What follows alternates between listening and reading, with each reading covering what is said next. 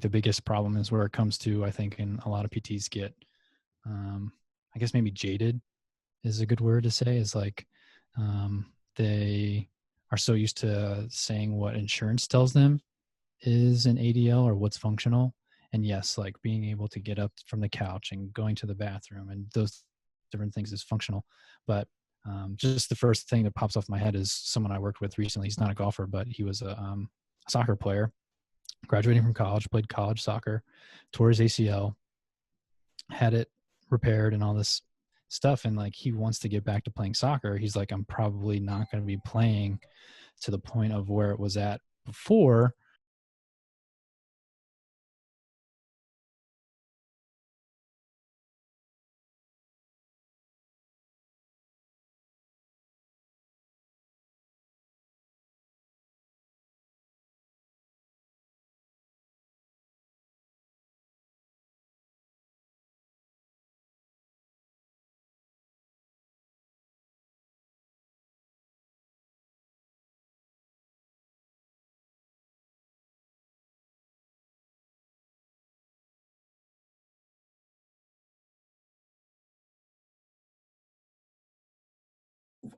First things first, who are you outside of physical therapy? Who are you as an individual? Because I think a lot of times students are like, PT is my entire life. And it's like, no, there are other entities that make you you. So who are you, Joe?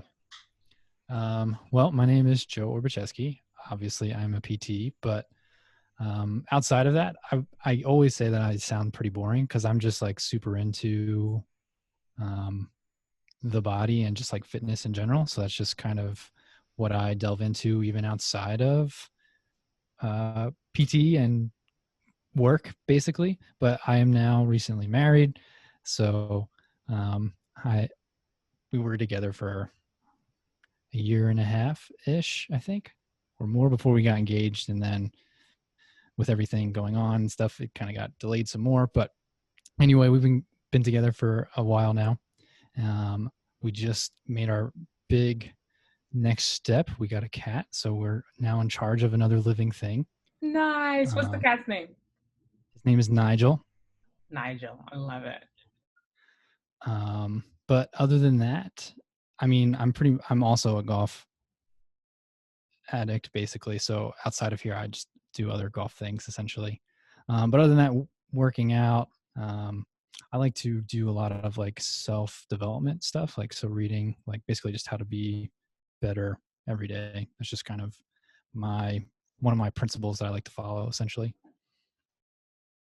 Nice. The self-development. What books are you reading right now?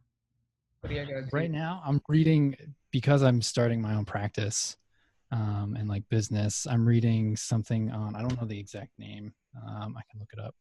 It's about marketing and referrals. Gotcha. Getting clients and referrals. It's by Jonathan Goodman, who does a lot of like personal trainer development stuff. Nice. Nice. And so, what were your first introductory to physical therapy as a field? I know a The lot of field, people yeah. have, either just have had injuries. Some people, started out in like training and kind of segue. What was that moment for you? My first exposure to physical therapy was when, of course, I was injured. So I broke my left femur skateboarding and had surgery. And I only received, from what I can remember, it was a while ago, I was 13, like 1 or 2 sessions in the hospital to pretty much teach me how to walk with some crutches and to get out of the hospital, essentially. And then I think I only received like 1 or 2 home visits from a physical therapist that came to visit me. And that was really my, I guess, first exposure to what physical therapy is as a field. I can say maybe I'm not necessarily, I wouldn't say I was a physical therapist forever, but my dad is a paraplegic. So I've always kind of, but he's one of the most like able-bodied people that you'll ever meet. So he can do a lot of stuff. And I usually just help him do certain things that he can't do. So I've just always been helping him do really advanced things, to be honest. But that's a totally different story. And then I eventually was in high school, like most people getting ready for college, and I had no idea really what I wanted to do. I just knew that I really liked like anatomy and kind of the body and working out and stuff like that.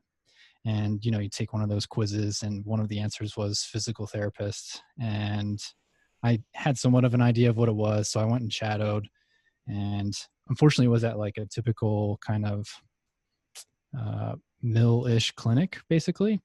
But I didn't know any better at the time. Yeah. And I just saw that people were working out. You help them get better. You could, you know, stretch them, use hands-on techniques to help them get better. And I just thought that was really cool. Nice. Yeah, I think a lot of the times that's usually everyone's like first experience. It's very rare that it's like you know, super niche down patient interaction. It's usually like, all right, a run of the mill, like outpatient clinic and all this other stuff. That was one of the reasons why I started this series, because I want students to realize that there is so much more that you can do in PT other than just run of the mill clinic, which if you really do want to do that, that is 100% fine. There's nothing against that. I just want to shed light on that's not the only thing that can be done. So Correct. thank you for sharing that. Yeah, just to make sure that students know and realize that there's a lot more in PT. And so with that being said, I know what niche you work on. Why don't you share a little bit about what niche you work on and what population that pertains to? So I work with golfers.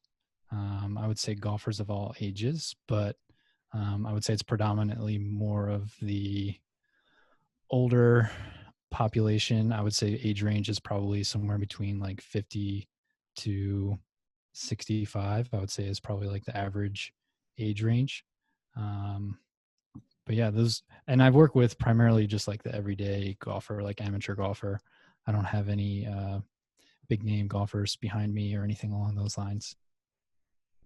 Yeah, and I think it's really important for people to realize that, like, even though, yes, they could be walking or they could be, you know, functional in that realm of just like everyday ADLs, but realizing that their participation in an activity is also a part of their ADLs in a sense, right? Because I know some PTs are like, oh, they can walk, they can do this, they're fine. And it's like, no, if that is a part of their identity, like being able to golf is a part of their identity and they're missing a component of that, that's an ADL right there. And it's a matter of identification and that connection that they're missing. So that does affect their everyday life. Oh yeah, I would agree. I think the biggest problem is where it comes to, I think, and a lot of PTs get, I guess maybe jaded is a good word to say, is like they are so used to saying what insurance tells them is an ADL or what's functional. And yes, like being able to get up from the couch and going to the bathroom and those different things is functional. But just the first thing that pops off my head is someone I worked with recently. He's not a golfer, but he was a soccer player, graduating from college, played college soccer, tore his ACL, had it repaired and all this stuff. And like, he wants to get back to playing soccer. He's like, I'm probably not going to be playing to the point of where it was at before, or like playing on that high of a level, but he still wanted to play competitive soccer with people around his age. And, you know, that was important to him. So that is like, you know, I mean, writing goals is one thing, but like making sure that he can return to play his sport and what he wants to do is very important. 100%, 100%. And that's the thing too, is like, I've heard PTs like, well, they're not a professional at it, so it really is not like a crucial part of their life. And it's like, oh my gosh, no, no, that's not 100% true. Like, even though everyone has outlets, everyone has things that they do just out of pure enjoyment or just competitive nature, or whatever it is that keeps them sane, I think is also considered an ADL. And so to negate that part of the person, we're actually not treating the whole person. So it's actually really interesting hearing your insight on that. And so, like, how did you get started working with this population? Because that's super specific. Like I said, I also golf, so I've always been interested in golf for a long time. I played in high school. Once I got into college, I was really focused on like getting into PT school. And then once I was in PT school, just like focused on that.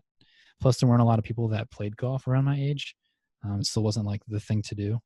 So my participation just kind of definitely dwindled down a good amount. And then my first job out of school, grad school, I was pretty busy, again, kind of like a mill clinic. And I really didn't have a lot of time to go play golf. I would play here and there, just not enough time. But something always drew me back to playing golf and wanting to work with golfers. Basically, it just got to the point of I wanted to open my own practice or start my own thing on the side. And now it's full time, but basically you have to somewhat niche down. So I figured why not go into something that I enjoy working with and I do myself so I can connect with those clients. And I mean, I've worked with golfers here and there throughout when I was working for someone else. And I mean, if someone's a big golfer, I mean, that's what they're into. I mean, they go play a few times a week. That's their social hour. They meet with their friends. They go to, the 19th hole after they're done their round, to have a drink or some food. And again, it's more social hour. So I would say for a lot of people, it's not, it's the point of obviously maybe being competitive and playing a sport. But I think part of it too is being social. Even if you're not out there with your friends, you're probably going to be paired up with someone. I mean, you're going to be stuck with someone for 4 hours. You're probably going to end up talking to them. Yeah, I think it's almost like, I guess, the equivalent if you have, like, I guess in today's media, right? Like social media is a way of socialization just in the digital space. And I guess to relate it to those that don't play golf, it's like walking around with an iPhone, but no service. And you can't connect with your friends. You can't have that relationship and hang out and do group chats and like all that other stuff. And then you just now feel isolated. So like, imagine if you couldn't do that. I know a lot of people wouldn't be able to last a week without their iPhones, but in a sense, it's basically similar to that equivalent, And so, what moment was that for you when you kind of had that deeper connection with golf? You mentioned doing it in college. What was that first interaction with you, and why did golf resonate so much with you? Well, I did in high school, and I just want to clarify why do I connect with golf? Not necessarily like golfers or working with golfers. Is Correct. that correct? Okay. Or a little bit One, of I both, think, actually. yeah. Well, I think one, just working with golfers because it's such a specific thing, and there's so many um, things that are changing. Like there's new equipment that comes out every year. There's new balls. I mean, there's a tournament every weekend. So if you stay up to date with the PGA or anything along those lines, I mean, there's things that are always changing. And so, I mean, again, a real person who's into golf will talk about all of these things. And depending on what they're into, I mean, some people are super into equipment. So if you can talk about those things, you can definitely connect with them a little bit better. And as I was saying, there's a ton of different like ways to say something. Like a bad shot would be like a slice. And for anyone who doesn't know what that is, if you're a right-handed golfer, the ball goes severely to the right of your target, basically. And so you could say it sliced. You can say it was a banana. I mean, there's all kinds of words that all mean the same thing. And so, like, if you're working with a golfer and they say some sort of slang or terminology and you're not really into what that is, you're not sure, you're going to definitely lose some connection with that client. In terms for me, I think being a golfer, one, I like to just get outside and just like to enjoy nature. And I mean, some of the courses that you get to play, depending on where you are, I mean, have incredible views. So that's one thing. I think one, just getting outside too, and to just like take a break from technology and all those different things is great. And just like like I said, you're forced to spend time with someone else more than likely. I mean, you can go out and play by yourself, but that's not really the very typical. So, I mean, you're forced to spend some time with someone, whether that's someone that you want to go off with, or maybe someone who's just a random person that booked the same tee time as you. But you may make a great connection on the course with someone and make a new friend.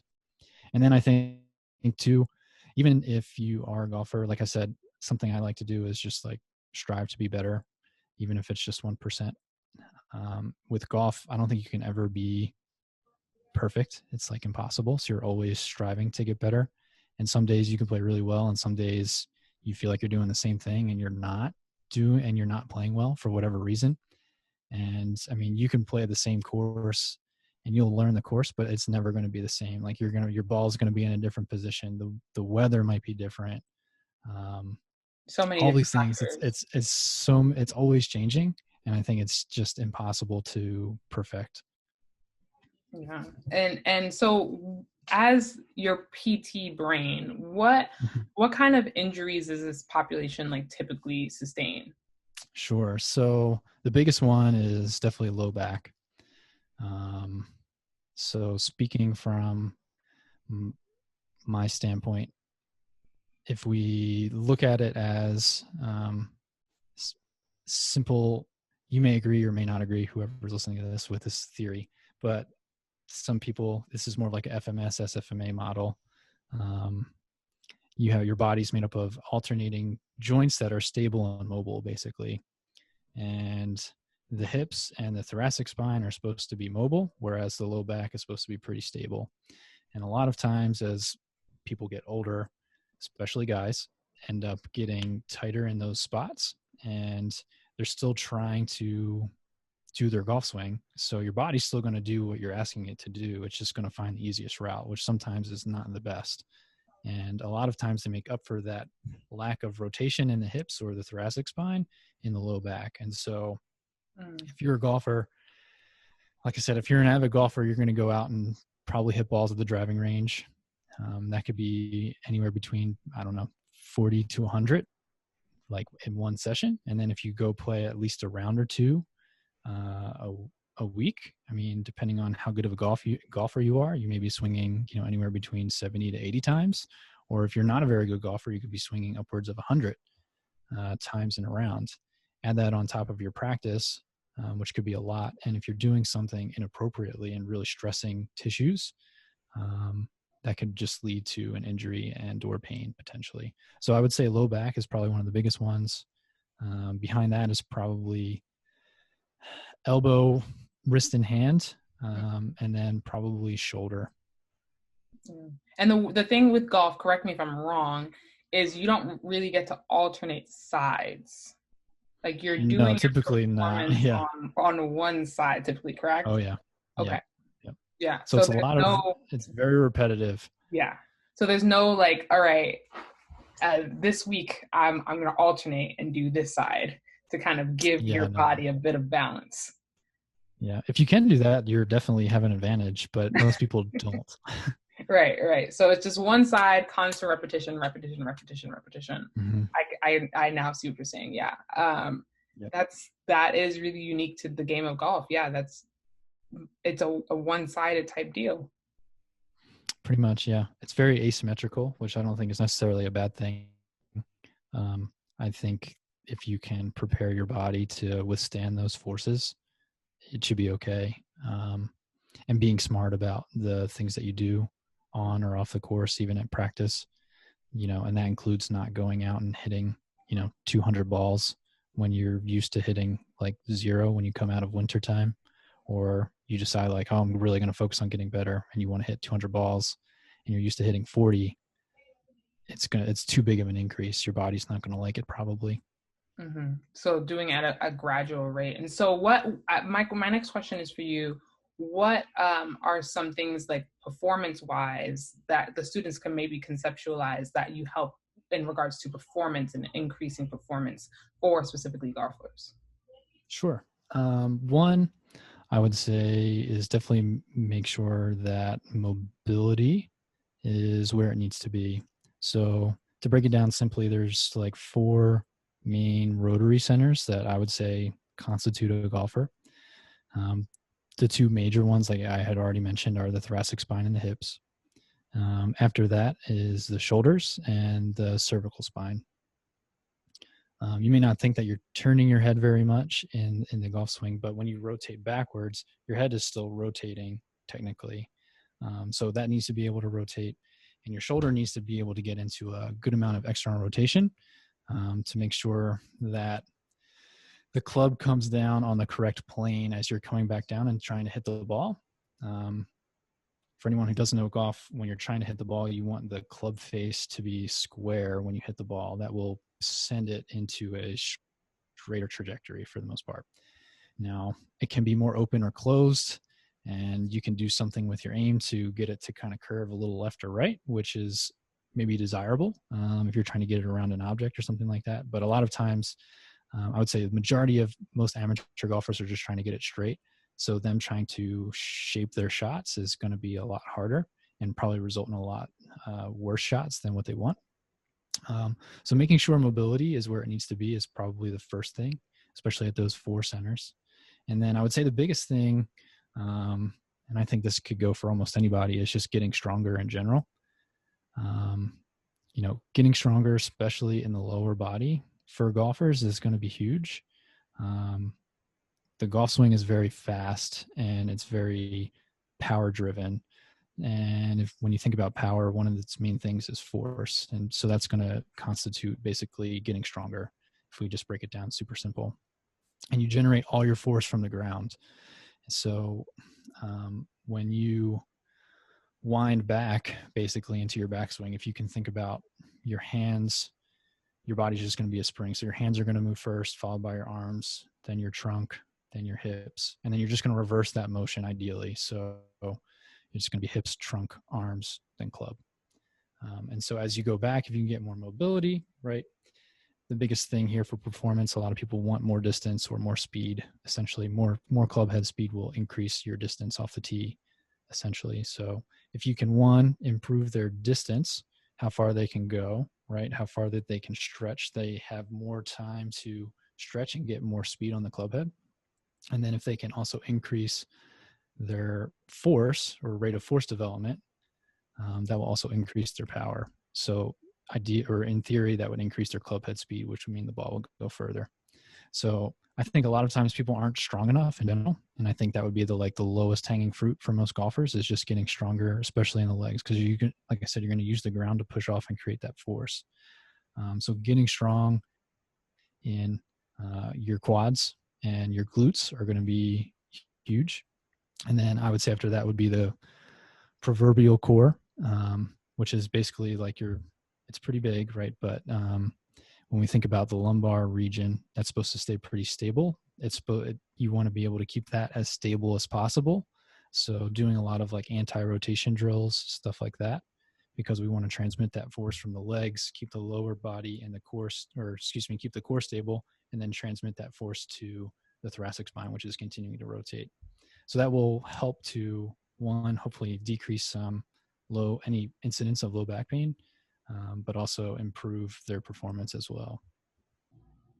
There's so many intricate biomechanics that I love hearing about it, because when you think of mobility and the scheme of what kinesiology and exercise science students learn versus the intricates of every particular sport, it really does make sense for you to niche down, right? Because it's not going to be applicable across everyone and every type of performance, because different actions are required and different body mechanics are required. Different muscles will be integrated at some point, and there's so many different things. So it's really, really interesting hearing about how, from an outside perspective, it's just merely a swing, right? But there's a lot more that goes into it. Yeah.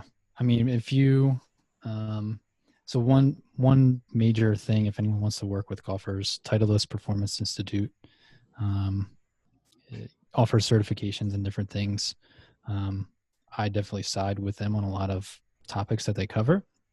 One thing is that they've done a ton of research on golfers, from professionals to amateurs, and they have a ton of data points. And speaking of biomechanics, one thing that, if you look at any golfer, every swing is going to be different. And some people will say that there's one way to swing and this is how you should swing, which I don't think is true, because everyone has different limitations. And that's kind of where we as PTs or biomechanists can come in and kind of help shape that a little bit. Where we're going to say look, we're going to work with your limitations, and it's okay that you're not swinging like so-and-so who may be on the PGA Tour. But if you look at the PGA Tour, I would definitely tell you to Google these 3 names and look at their swings. One would be like Matthew Wolff. He has a very unconventional swing, but can hit it over 300 yards and does quite well for himself and makes a lot of money. The other one is John Daly. Same thing, very unconventional. He's actually, I would probably say, obese by medical standards. And then like Jim Furyk also has a very unconventional swing. They're all very awkward and weird and not what you would think, but they've all won a lot of money and have been on the PGA Tour. The one thing that Titleist, back to Titleist now, the TPI, that they've done is they've found that there's an efficient way to transfer your force despite what your swing may look like. So exactly what I was saying, when you start your downswing, to have your most efficient swing, you have to start your swing with your lower body or your pelvis, followed by the trunk, followed by the arms, followed by the club. If that is out of whack, you're going to lose efficiency in your swing, and you're going to hit more errant shots or lose distance or any of those things, which is not an ideal situation for the golfer. So if you want to have an efficient swing, going with your hips, pelvis, trunk, arms, and then club is going to be your most efficient. Doesn't matter what it looks like, but that's kind of how you should do your downswing. Yeah. And I think a lot of it, like you said, just comes from that base, that initial start and that torque and that force that coming, and then everything kind of sectors through. And like you said, that was a beautiful analogy where you said the stabilizing and the mobilizing parts. I know I've heard that as well, and it comes true. Like if there's one that's out of whack, the whole chain is going to be thrown off. Yeah, so I would say like a lot of times when we were mentioning like it's the low back for people in golfers that may be injured, that's just where the pain is coming up or showing up. But typically that's not the issue or where the problem is. A lot of times one of the biggest predictors of low back pain in golfers is limited hip internal rotation, because you need a lot of internal rotation to rotate as you're rotating into your backswing. And again, and then even through in your downswing when you're finishing, you need a lot of hip internal rotation on your front leg. So again, your body's going to do whatever it asks it to do. It's just probably going to take the path of least resistance, which again may not be the best for everybody. Yeah, and like you said, like almost like the body compensating. If it's not finding mobility in one spot, it's going to find it elsewhere. So if like that hip is limited in its range, I can see how the components of like lower back would kind of start playing into a role in that. Yeah. So what advice would you give somebody that would be interested in working with this population? I would definitely say, one, if you're not playing, start playing now. You don't need to be a good golfer to work with golfers, because I'm not great to ride home for anything. And that's the one thing I wanted to debunk. Like, you don't have to be, ex-PGA Tour guy, Not at all. No. Yeah, I'm not anything to write home about. But like I was saying earlier, you need to know like the vocabulary that other golfers are using. You need to know the slang that they're using. You need to be able to connect with them on the same level that they're on. Because if you can't connect with them and talk about what they're talking about, or even relate to what they're talking about, it's going to be hard for you to create that kind of therapist-patient alliance, basically, and really develop a good relationship to get them to buy into whatever you're doing. I don't know how much of your listeners know this, but a lot of times it doesn't matter what technique you do, has no bearing on sometimes what treatment is. Essentially, if you can create a good alliance with a patient and they believe that you're going to help them get better, they're going to get better, irregardless of what you do. So it could be manual therapy, it could be exercise, it could be whatever, dry needling, all different kinds of things. But if your patient believes that that's going to help them get better and they're bought into what your plan is, they're going to get better more often than not. Obviously, there's exceptions to every rule. But building that therapeutic alliance is huge. And then, again, I'm biased and I don't get kind of pick or anything like this, but I think Titleist Performance Institute has put out a lot of stuff. If you just go on to mytpi.com, I believe it is, they have tons of articles on different topics. And I would definitely, start reading those different things and finding more people to learn about just like golf performance, fitness, all those different things. It still seems like it should be around for a while, but it's still relatively new. Okay. And I think a lot of golfers are still, just in general, are still like pushing back because they're afraid that strength training and doing these different things is going to hurt their golf game. But hopefully them seeing these younger guys on the PGA Tour that are working out and doing these different things are starting to change their mind. Because golfers are athletes. Where would that mentality come from? Do you know? Or I think the biggest thing is like, one, when Tiger, came on the scene and really exploded golf for a lot of people, he was one of the first people to like work out. He wasn't the first one, but one of the ones that it was definitely seen in the mainstream.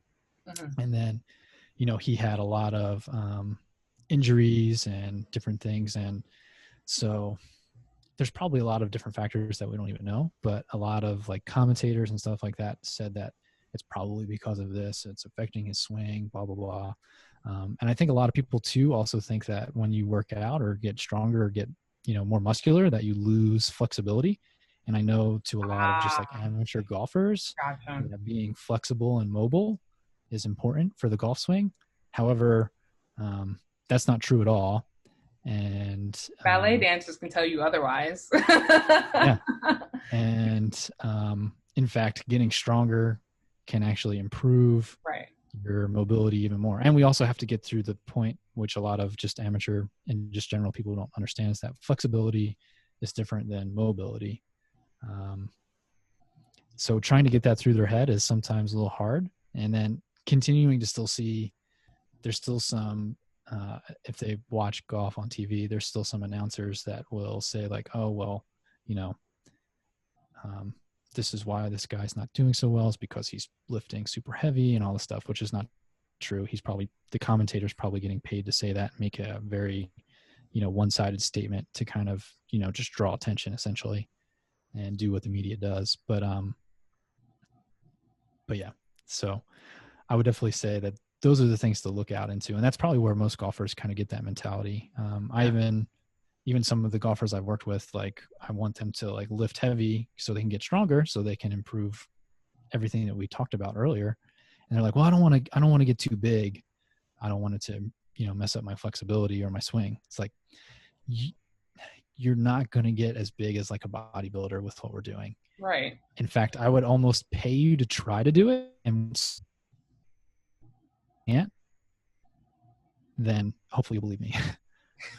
Yeah, I think a lot comes back to just education, just educating folks. Like, I sometimes forget how much of a baby field physical therapy is.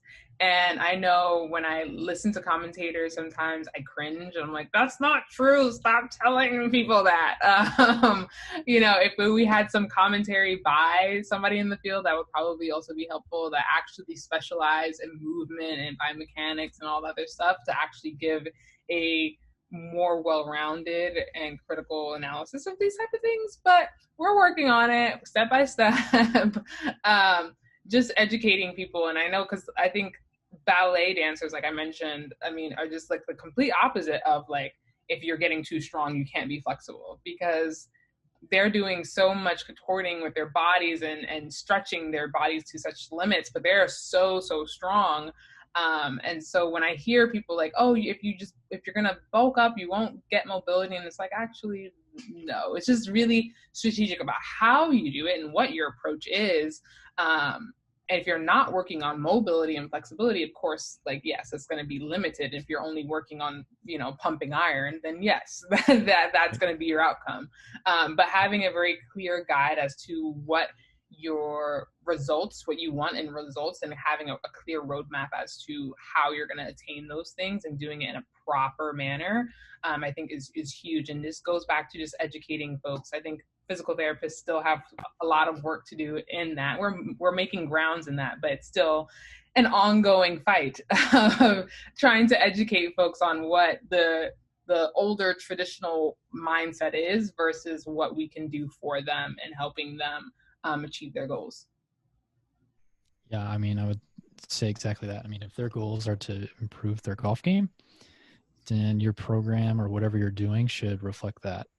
I've seen too many people, work on different things and have golfers do, run for a while or do training on stability, like Bosu balls and different things. It's like, that's all good and fair. There's nothing wrong with those things, but that's not going to help them improve their golf game. Yeah. Like I said, the golf is very power driven. I mean, a golf swing takes less than 2 seconds. And then if we're talking about PGA, they're walking to their ball. And we're probably talking, even on like a normal course or an amateur, I mean, you're probably walking a good 2 to 4 minutes in between shots, depending on how fast the group in front of you is playing, all these different things. And so it's very power driven. It's very short burst, big time energy. I mean, if you're going to go send someone to do running for 2 miles, that's great for their health and cardiovascular, but it's not going to improve their golf game. Just like, unfortunately, some of these professionals are also doing exercises at their trainers' guidance to do like things on stability balls or Bosu balls. And again, that's all good and well. But the problem is a lot of people see that, especially amateurs, and like, oh, well, that professional is doing it, I need to do it. But working on an unstable surface is not going to improve your golf game. You don't play golf on a trampoline or on a Bosu ball. You play it on a ground that's pretty sturdy and stable. So I'm so happy that you said that. and the PT brain is cringing, like, what are you doing?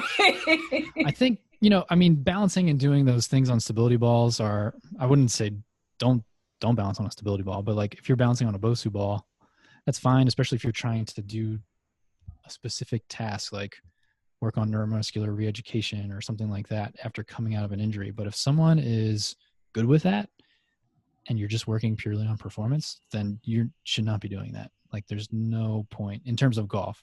There's no point in that. It makes zero sense in terms of performance. Again, if you're working on rehab, totally understandable.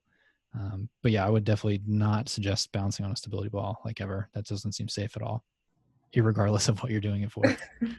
I think that what you said holds a lot of merit in that, like, I think amateurs will look and be like, oh, I should be doing that. That's what so-and-so is doing. And this person is like idolized. But lo and behold, they might not know, like, hey, like maybe he, had a tweak in his ankle. There's things that the trainer are also considering. There's so many different things that go into prescribing a rehab session that I think a lot of the time people outside looking in don't really realize.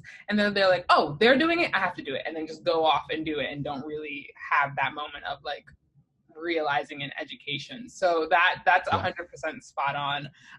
And to the next question here, what keeps you motivated? Like, I know that we said a lot of PTs get burnout and they become a little bit jaded. What do you do to make sure that you kind of keep yourself in check as a practitioner?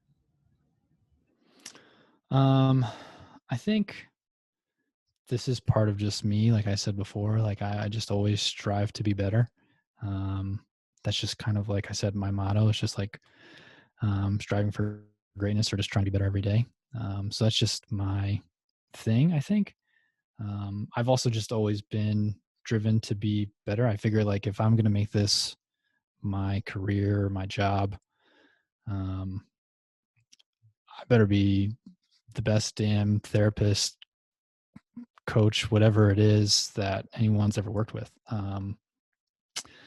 So that's just kind of how I go about things, I think. Are you always going to be the best? Probably not. There's always someone that's out there that's doing something better, most likely. But I think if you can always try to be better yourself, that's what's going to be what's driving you. And there's no need to compare yourself to anybody else, because everyone comes from different backgrounds. We all start at a different point and we all understand things at different rates. And I tend to find that I end up finding things more like digestible in terms of like knowledge, like on the second round. Because I went through just some more insight. I went through an orthopedic residency at UNC And I got to sit in on some of like the first year classes on just like musculoskeletal, and the teacher was talking about, you know, different things, and I'm like, I already know. Like, one, it was like affirming to know like, oh, I know this, but like it was good to also just get like a refresher, and it's like, oh, well, that's what that is, and like that makes more sense now. Like I understand that. So I think just trying to get better, and even if that means revisiting knowledge that you haven't, you know, seen in a while, is always good. Um, but yeah, don't compare yourself to anyone else either, because your ride is completely different. And I think it's Teddy Roosevelt. I don't think this is the exact quote, but comparison is the thief of joy, basically. Wow. Yeah. 100%. So I think just trying to, you know, run your own race, but make sure you're doing it with integrity and honesty is always a good thing. And as long as you're always trying to be a little bit better than you were the day before, I think you'll make progress, because you do that every single day, it'll add up over time. It's not fun sometimes, and it's definitely not the sexy thing or the sexy way to get there, but it will definitely pay off in the end, and that's what I definitely believe in. Yeah, I think you hit it right on, especially for those that are watching that are pre-PTs. I know when I first started my pre-PT journey and just talking to advisors, it came into a very like competitive space, and that you always think that somebody is out to get your spot or anything like that. And they emphasize how competitive PT school is. Yes, granted, but when you start to compare yourself to others, it becomes so much more daunting than it really needs to be. Um, and something about the admissions process just gets people really in their head, and Unfortunately, yeah. they're looking left, they're looking right, trying to see what Yeah. everyone else is doing, and just zoning in on your own lane, I think, is the biggest key factor as a Yeah. pre-PT student, even as a SPT. Yeah. I think unfortunately, when it comes to, you know, admissions and stuff like that, I don't have the whole background on it, but they are looking for certain things, of course, unfortunately, which doesn't always tell the whole story of a person. Totally. I remember, I think it was like our first day at PT school. She was the director at the time. She came in and told us, like, because there was like that animosity of like, okay, well, I'm competing for this limited spot in this class, basically. And she told us, like, you guys all competed to get here. Now you're here. Now is the time to like be a team and work together, so everyone can succeed and graduate, basically, which was so true. And I think too, just like, I think the more that you lift other people up, and it took me a while to like learn this in terms of like business, but like, here's another quote. I have no idea who said it, but Go for it. Go for it. a raising tide rises all ships, basically. So, yeah, there might be other people that are doing what I'm doing, especially with a golf niche. And there may be like, there's not, but there may be like 5 other people in the area that I'm doing it in. And it might be not the greatest idea to do it, but you are different from them. You have something different to offer than all those other people. And even when someone else is doing something good, I mean, promote it, you know, celebrate them. It's a good thing. You're just being a good person. And like I said, a rising tide raises all ships. So if they're bringing more awareness to whatever it is, that's only going to help you out as well. So That is 100%. That's huge. I think a lot of, at least for my cohort, that was that same dialogue of like, all right, you guys are here, competition's over. Like, join forces, come together. Like, how can you guys like uplift each other? And I think that's really important for PT programs, because I've heard some that are still like, well, you guys are competing for, you know, this spot or like the GPA and all this other stuff. Like, they still kind of pin each other, which when I heard that, I was like, actually, I'm good. I don't think I want to come here. It was stress enough. So I prefer a team cohort. And that's a good question for you pre-PTs to ask while in, you know, kind of doing your inquiries for your programs. It's like, okay, what kind of environment do the faculty try and help facilitate? Is it more of a competitive nature or a team effort? And that is something that I think is super important to ask, because I would hate for somebody to get admitted and be like, wow, I hate it here. And it just not jive with what they want personally. I would totally agree. Yeah. Ask a lot of questions because you're interviewing, if you are going for an interview, you're interviewing them as much as they're interviewing you. Oh, 100%. That So DPT yeah. is not cheap. So that's your money. You want Yeah. to make sure that you're feeling comfortable and confident and embraced and supported in a program that is so intense, because PT school is really Yeah. intense. Yeah. Super, super intense. And then, so for last question here, this has been really, really great and insightful. So thank you again. Hmm. Knowing everything that you know, all your knowledge in Joe's brain right now, if you were to start your pre-PT journey right now, what would you do to set yourself up for success? What would I do? I didn't go to, well, this will be one point. I'll have multiple. Yeah. But first point is I didn't go too far away from where I was living with my parents for undergraduate and graduate school. I went to the same school. I would have definitely lived home to save some money. That would have been the first thing. That's for sure. um, I would say definitely. I know this is a reflective This is question. tough. I always get people, they're Pre-PT. like, oh.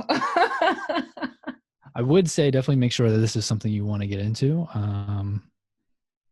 One, because it is a big financial undertaking. And it is not easy to work with people day in and day out, depending on which field you take on. You know, I mean, you need to make sure that you're able to withstand that, because you're going to hear a lot of complaints. Obviously, that's what people are coming to see you for. And that's okay. I would just say, you know, make sure that you have some sort of way to handle that, whether that's your own self-care, whatever that may be. Because Self-care and again, boundaries are huge. yep.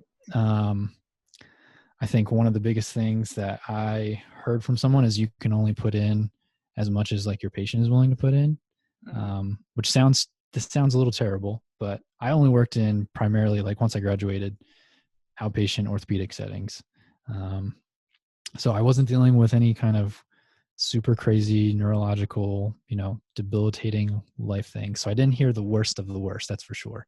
But when you're seeing a lot of people and they're giving you a lot of complaints, and especially when you want your patients to get better, and unfortunately sometimes a lot of them don't want to give 100% or different things, so they're not doing what you're asking them to do at home, and they're Yeah. not improving. That And can that's definitely the be draining. reality of like any And healthcare professional, right? yeah, Like, you can give people the pharmaceuticals, but if they don't want to take their yeah, medication, what you gonna do? right. So it sounds terrible, but you know, for those people that weren't willing to put in a lot of effort, I still treated them with respect and gave them good care, I feel like, and told them the right things to do. But I definitely gave less effort than the people who were willing to put in, you know, 150% effort on their rehab. I felt like that was definitely helped me because I was giving a lot to those people that weren't trying a lot. And it was definitely tough on me, like mentally, like this person's not, you know, reciprocating in what I'm giving them. It's kind of not fair. So I realize I hate when I tell people that, but it sounds terrible, like you're not giving good care, but that's not necessarily the case. But No, you can only, you're giving yeah, what that person is willing to right. give out. And then the last thing I would say is definitely get good at communicating with people. I am one by nature, just like an introvert, always have been. I was definitely way worse at talking before. Um, and I think if you can connect with someone and just really communicate well with them, again, you'll have that buy-in and you'll be able to at least communicate with a person. But communication is going to be key, whether that's you trying to tell them what their home exercise program is or demonstrating an exercise, but also just being able to talk to them as a person. Because again, you're going to hear a lot of stuff that has nothing to do about PT because you're going to spend a lot of time with that person. And I mean, I've had people tell me all kinds of personal things, and it's kind of mind blowing what someone will tell you. in like a 45-minute session. And they're like, I've listened to people tell me so personal, detailed things. And then when they're done, they go, I have no idea why I just told you all of that, but I hope that's okay. And sometimes they just need someone to talk to. Yeah. And they're already trusting you with something as intimate as their body, that it kind of just comes out. Yeah, it does. And I think, man, I just had the thought. I think a lot of times, they are trusting, like you said, you with their body, but they just develop this trust in you because you show that you care. And then, I mean, you're touching them with your hands, right? That also kind of just changes things and help kind of, helps people open up some more. But just be willing to listen, to talk to them. And sometimes I've spent a lot of times just like sessions, just talking to people. Again, sometimes not even about PT things. I feel terrible because,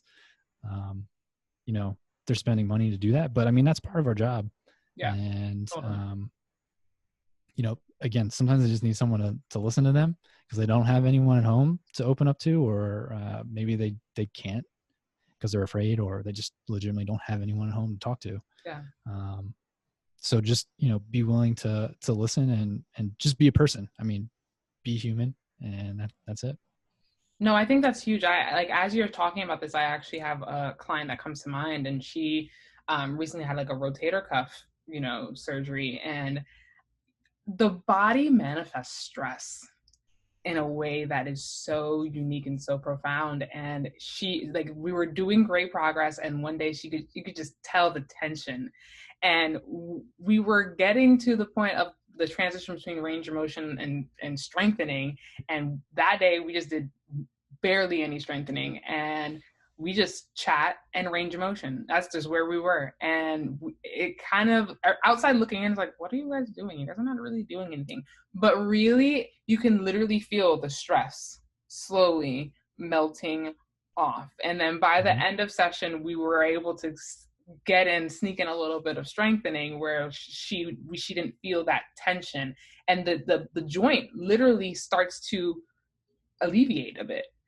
Because the body's tension, and it manifests in different places and positions in your body. And so if your mind is not clear to do the rehab, because rehab is work, and putting that effort in, you have to make sure the body, mind connected. And that's why physical therapy schools, prerequisite, psychology, right? You're dealing with people, you're having to communicate, you're having to unpackage, because people are such the onion. I'll use Shrek here as an example, right? The Shrek movie is like, okay, this is that onion. How are we going to peel back the layers? And getting that level of trust from people entail peeling back those layers. Of course, you're not a licensed therapist, psychiatrist, or psychologist in that regard. But when it comes to something as intimate as one's body, that just kind of just naturally happens. And if you're able to have your patients trust you quicker, you're going to be a lot better off at their adhesion to your prescriptions. Yeah, I mean, building that trust is huge. And then, like I said, just listening.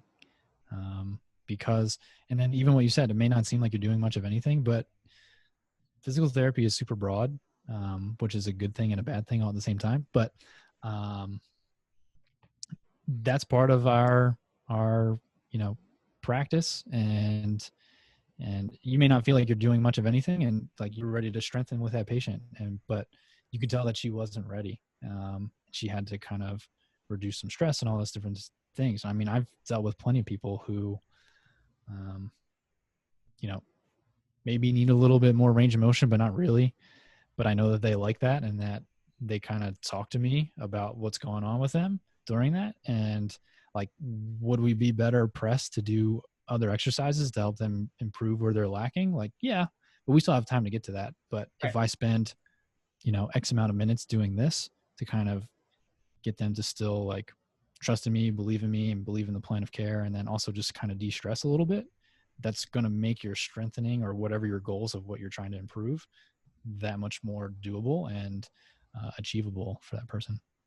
Totally. You hit it right on the head. This was such a great talk. Thank you so much, Joe. And I think the students will have such great insight, especially from a performance route and a rehab route, because you dropped some serious gems in this one. Well, I hope that helped. I felt like I just kind of yammered on and I didn't make a lot of sense, but okay. No, you made complete sense, especially breaking it down for kinesiology students, because that's kind of where the audience will be. So thank you again, Joe. You're welcome.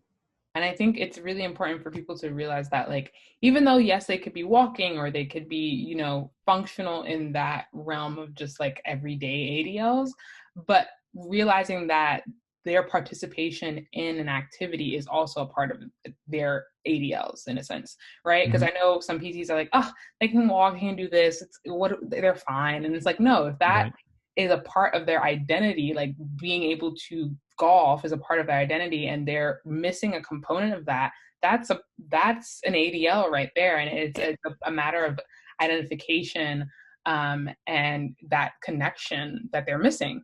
So that does affect their everyday life. Oh yeah, I would agree. I think the biggest problem is where it comes to, I think, and a lot of PTs get, I guess maybe jaded is a good word to say, is like they are so used to saying what insurance tells them is an ADL or what's functional. And yes, like being able to get up from the couch and going to the bathroom and those different things is functional.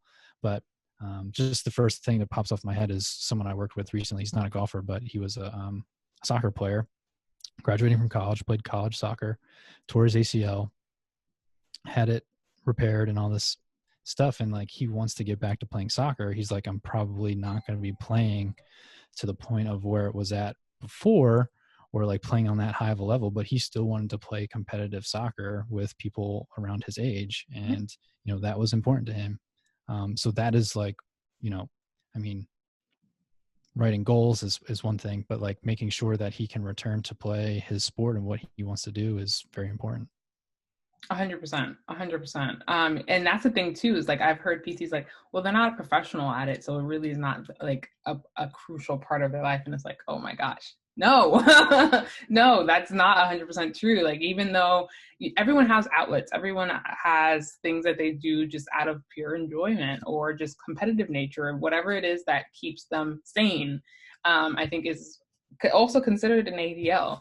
And so to negate that part of the person, we're actually not treating the whole person. So it's actually really interesting hearing your insight on that. And so, like, how did you get started working with this population? Because that's super specific. Like I said, I also golf, so I've always been interested in golf for a long time. I played in high school. Once I got into college, I was really focused on like getting into PT school. And then once I was in PT school, just like focused on that. Plus there weren't a lot of people that played golf around my age. It still wasn't like the thing to do. So my participation just kind of definitely dwindled down a good amount. And then my first job out of school, grad school, I was pretty busy, again, kind of like a mill clinic. And I really didn't have a lot of time to go play golf. I would play here and there, just not enough time. But something always drew me back to playing golf and wanting to work with golfers. Basically, it just got to the point of I wanted to open my own practice or start my own thing on the side. And now it's full time, but basically you have to somewhat niche down. So I figured why not go into something that I enjoy working with and I do myself so I can connect with those clients. And I've worked with golfers here and there throughout when I was working for someone else. And if someone's a big golfer, that's what they're into. They go play a few times a week. That's their social hour. They meet with their friends. They go to, the 19th hole after they're done their round, to have a drink or some food. And again, it's more social hour. So I would say for a lot of people, it's not, it's the point of obviously maybe being competitive and playing a sport. But I think part of it too is being social. Even if you're not out there with your friends, you're probably going to be paired up with someone. You're going to be stuck with someone for 4 hours. You're probably going to end up talking to them.